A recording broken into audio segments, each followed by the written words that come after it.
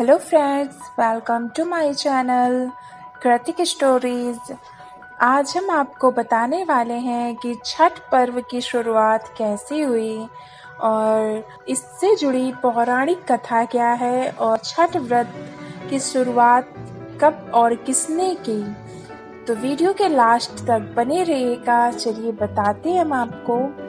छठ पूजा के महापर्व की शुरुआत होने वाली है, लेकिन क्या आप जानते हैं कि छठ के व्रत की शुरुआत कब और कैसे हुई? सूर्य की आराधना कब से शुरू हुई? अगर नहीं जानते तो इसके बारे में कई पौराणिक कथाएं मिलती हैं। चलिए इन कथाओं के बारे में जानते हैं। छठ पूजा का महापर्व बहुत महत्वपूर्ण माना जाता है। छठ पूजा में सूर्य देव और छठी मैया यानी सूर्य देव की पत्नी की पूजा का विधान है। यह महापर्व 4 दिनों तक चलता है। इस साल छठ के महापर्व की शुरुआत 25 अक्टूबर को नहाय खाए से हो रही है। 28 अक्टूबर को उदयगामी सूर्य को अर्घ देने के साथ ही इसका समापन हो जाएगा। लेकिन क्या आप जानते हैं कि छठ के व्रत की शुरुआत कब और कैसे हुई? सूर्य की आराधना कब से शुरू हुई? अगर नहीं तो इसके बारे में कई पौराणिक कथाएं मिलती हैं। चलिए सुनते हैं। मान्यताओं के अनुसार त्रेता युग में श्री राम और माता सीता, द्वापर में द्रौपदी और कर्ण ने सूर्य देव की पूजा की थी। इसके अलावा छठी मैया की पूजा से जुड़ी एक कथा राजा प्रियंवद से संबंधित है, जिन्होंने सबसे पहले छठी मैया की आराधना की। त्रेता युग भगवान राम और माता सीता ने की थी सूर्य देव की पूजा। पौराणिक कथाओं के अनुसार लंकापति रावण का वध करने के बाद भगवान श्री राम अयोध्या आ गए, लेकिन भगवान को रावण वध का पाप लगा था। इस पाप से मुक्त होने के लिए ऋषि मुनियों के आदेश पर राजसूय यज्ञ हुआ था। तब श्री राम और माता सीता यज्ञ के लिए ऋषि मुग्दल के आश्रम उनके ही बुलाने पर गए थे। वहीं ऋषि मुग्दल ने राम जी और माता सीता को कार्तिक मास की शुक्ल की षष्ठी तिथि को सूर्य देव की पूजा करने की बात कही। फिर पूरे 6 दिनों तक मुग्दल ऋषि के आश्रम में राम जी और माता सीता ने सूर्य देव की पूजा की। इस तरह छठ का महापर्व त्रेता युग से संबंधित है। द्वापर युग में द्रौपदी ने रखा था छठ का व्रत।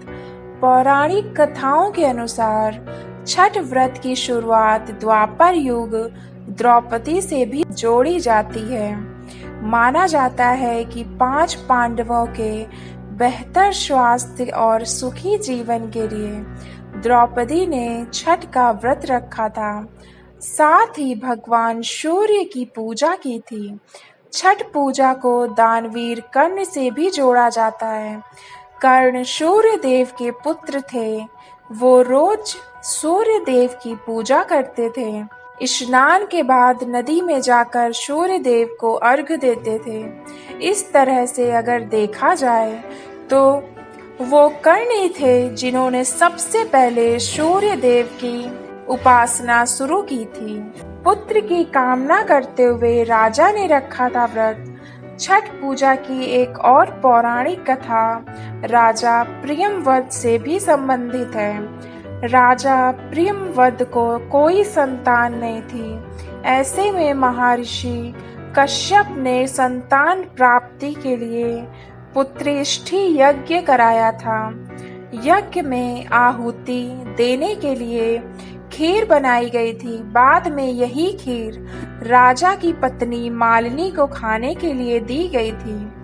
माना जाता है खीर खाने के बाद रानी मालिनी को एक पुत्र हुआ, लेकिन वो मृत था। यह देखकर राजा को बहुत दुख पहुंचा। वो मृत पुत्र का शव लिए शमशान पहुंचे और खुद का प्राण देने लगे। तभी ब्रह्मा की मानस पुत्री देवसेना प्रकट हुई।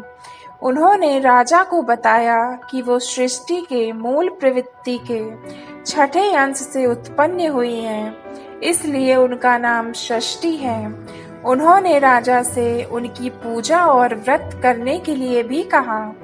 इसके बाद राजा प्रियंवद ने पुत्र की कामना करते हुए कार्तिक मास के शुक्ल पक्ष की षष्ठी तिथि के दिन विधि विधान से षष्ठी माता की पूजा की और व्रत रखा।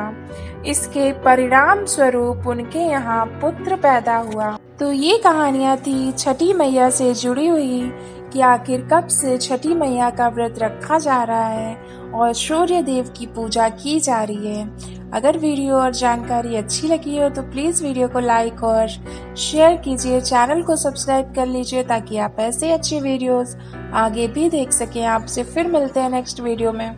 तब तक के लिए धन्यवाद। जय हिंद।